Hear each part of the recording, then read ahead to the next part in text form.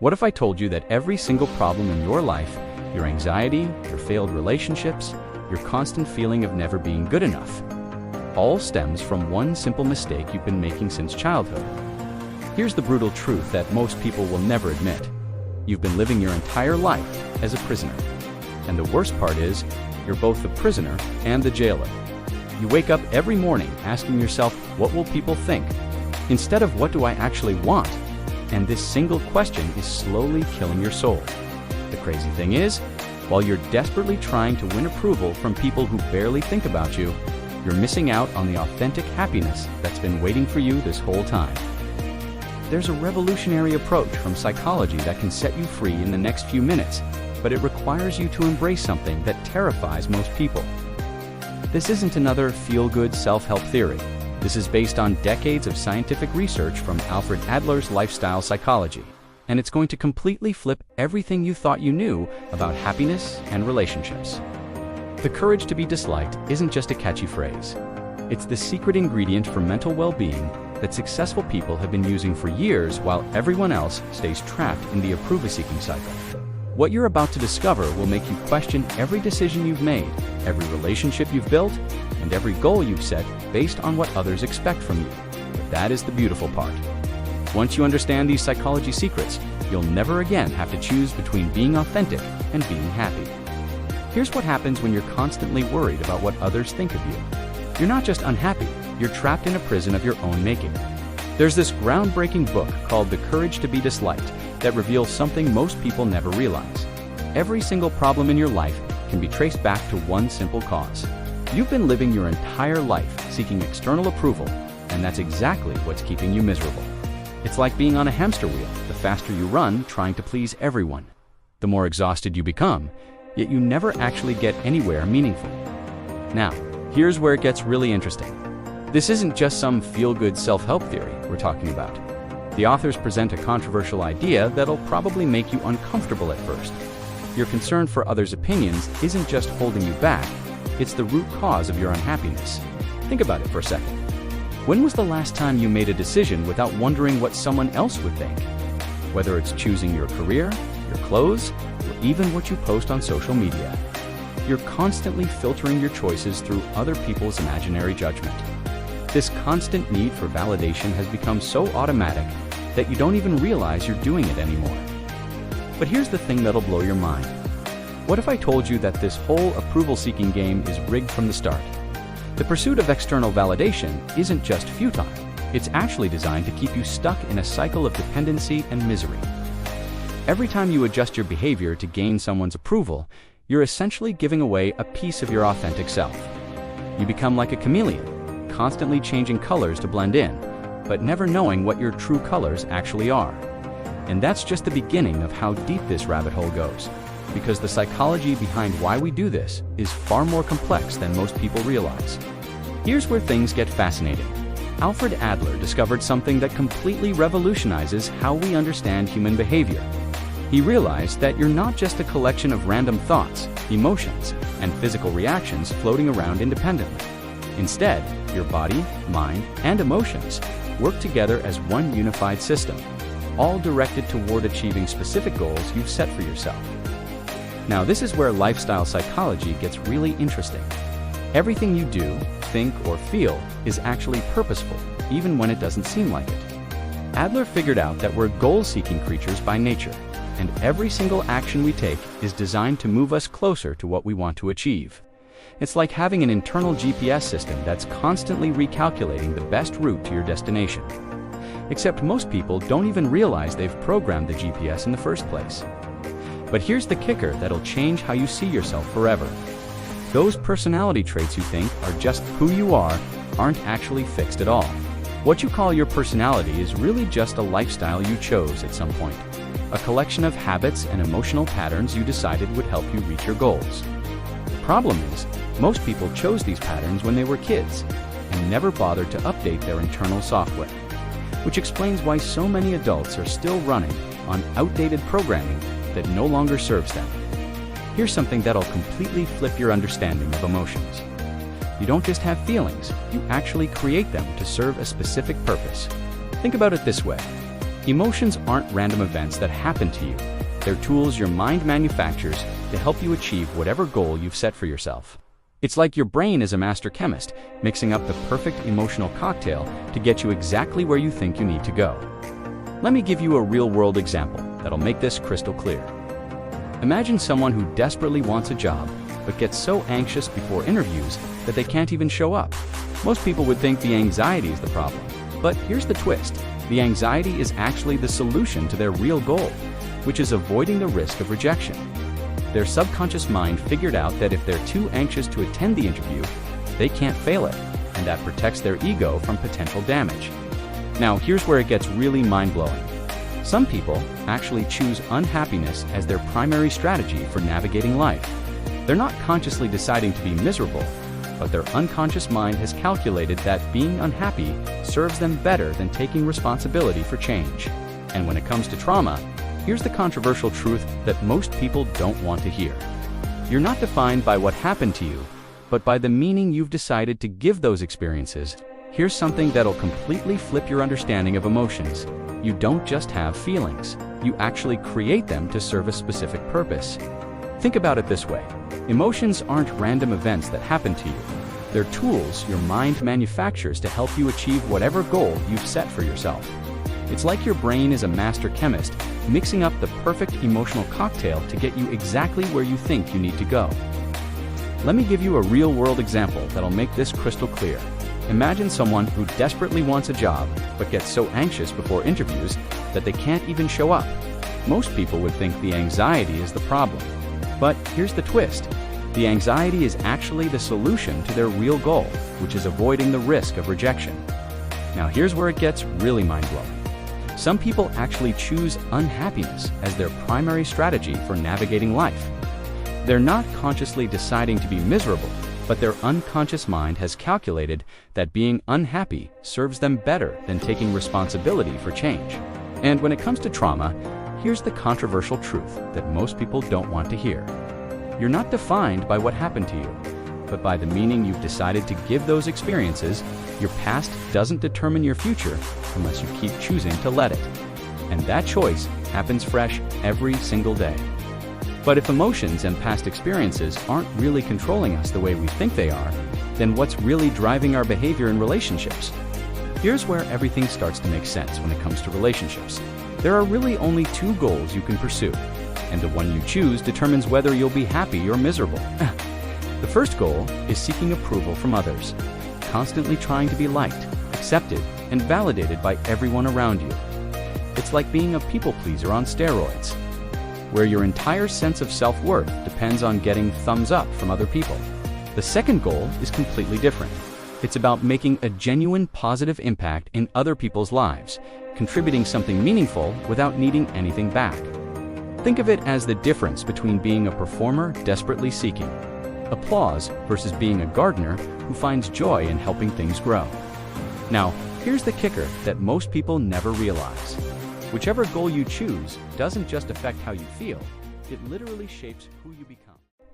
If you're constantly chasing external approval, you'll develop all the emotional patterns and behaviors that support that goal: anxiety, people-pleasing, resentment, and a competitive mindset. But if you focus on genuine contribution, you'll naturally develop authentic happiness, self-acceptance, and healthy relationships. It's like choosing between two completely different operating systems for your life. One keeps you dependent and miserable, while the other sets you free. But here's what's really wild. Most people don't even realize they're making this choice, which explains why seeking approval feels so automatic and hard to break. Here's the brutal truth about living for others' approval. You're essentially signing away your freedom without even realizing it. When you make gaining approval your primary goal, you start living according to everyone else's expectations instead of your own values and desires. It's like being a puppet where everyone else holds the strings, and you've forgotten that you used to be able to move on your own. The worst part is that approval is completely out of your control. No matter how hard you try, you can't force someone to like you or validate you. You're basically playing a game where other people make all the rules, change them whenever they want, and you have no say in the outcome. But here's where it gets even more twisted. When seeking approval becomes impossible, and it always does eventually, most people don't just give up and find freedom. Instead, they create a whole new set of problems by developing limiting beliefs about themselves, like "I'm not good enough" or "something's wrong with me." It's like they'd rather believe they're fundamentally flawed than accept that the approval game was rigged from the start. This creates a vicious cycle where they're too afraid to try because they might fail, but they're also miserable because they're not trying. They end up trapped in a prison of their own making, where the bars are made of fear and self-doubt, but the door was never actually locked. Here's where seeking approval gets really toxic. It turns your entire life into a zero-sum game where someone else's success automatically means your failure. When you're constantly competing for limited approval and validation, other people stop being potential friends and allies and become threats to your happiness. It's like being in a twisted reality show where there's only one winner and everyone else is trying to vote you off the island. You start measuring your worth, not by your own progress, but by how you stack up against everyone around you. This mindset is so poisonous that you'll actually find yourself secretly celebrating when others fail, because their failure makes you look better by comparison. The really sad part is that this competitive mindset destroys your ability to form genuine, healthy relationships with anyone. Instead of being able to genuinely celebrate your friend's promotion, you feel threatened because it highlights what you haven't achieved. Rather than supporting your colleague's success, you're looking for ways to undermine it or prove that you're better. It's like trying to build meaningful connections while wearing boxing gloves. Everything becomes a fight, and nobody wins.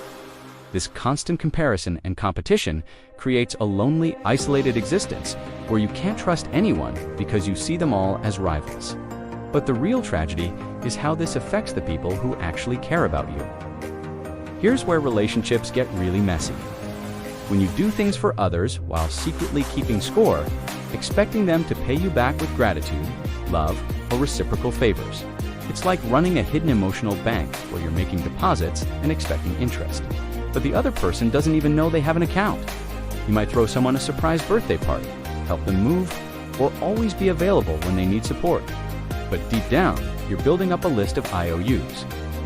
When they don't reciprocate the way you expect, you feel betrayed and resentful, even though they never agreed to this unspoken contract. The relationship becomes a transaction instead of a genuine connection, and both people end up feeling used and misunderstood. The real problem with sacrifice-based relationships is that they're built on a foundation of manipulation, not love. You're not actually being generous or kind.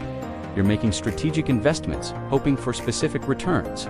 It's like being a loan shark disguised as a friend, and when people don't pay up emotionally, you feel justified in your anger and disappointment. This creates a toxic cycle where you give more and more, hoping to finally get the recognition and appreciation you crave, but it never comes because the other person can sense the strings attached to your generosity. What's really tragic is that this approach prevents you from experiencing the genuine joy that comes from authentic contribution, which operates on completely different principles. Here's where everything changes. When you shift from seeking approval to genuinely contributing to others' lives, you discover a completely different kind of happiness. This isn't about keeping score or expecting anything back. It's about finding joy in the simple act of being useful to someone else. Think about how good it feels when you help a stranger with directions, comfort a friend who's going through a tough time, or teach someone a skill they've been struggling with. That warm feeling you get isn't dependent on their reaction or gratitude. It comes from knowing you made a positive difference. It's like the difference between being a street performer who needs applause to feel good versus being someone who enjoys playing music just because it brings beauty into the world. The beautiful thing about focusing on contribution is that you get to define what being useful means to you personally. Maybe it's making people laugh, solving problems, creating something beautiful, or simply being a good listener when someone needs to talk. You don't need anyone's permission or validation to decide that your contribution matters. You just need to believe that what you're offering has value. This shift in mindset is like switching from being a beggar asking for emotional scraps to being a wealthy person who gives freely because they have abundance. But this raises an interesting question about what truly happy people actually look like and how they navigate the world differently. Here's what sets genuinely happy people apart from everyone else. They've mastered the art of self-acceptance, which means they're completely okay with their flaws, mistakes, and imperfections. They don't waste energy trying to be someone they're not or hiding parts of themselves they think others might not like. It's like they've made peace with their own humanity, understanding that being imperfect doesn't make them less valuable as a person. They believe that everyone has intrinsic worth just by existing, not because of what they achieve or how others perceive them. This gives them a rock-solid foundation of self-worth that can't be shaken by external circumstances or other people's opinions. But here's what's really remarkable about these people. They genuinely celebrate other people's success instead of feeling threatened by it. When their friend gets promoted, they're genuinely excited because they see success as abundant, not scarce. They live in the present moment, finding meaning and joy in the journey itself, rather than constantly postponing happiness until they reach some future destination. It's like they've discovered that life is happening right now, not in some imaginary future where everything will finally be perfect. This present moment awareness allows them to appreciate small victories and find purpose in everyday interactions. But this way of living requires some fundamental principles that most people have never learned. Here's the hard truth that'll set you free. You need to accept that some people simply won't like you, and that's not only okay, it's actually necessary for your happiness. When you try to be everything to everyone, you end up being nothing to yourself, living a watered-down version of who you really are.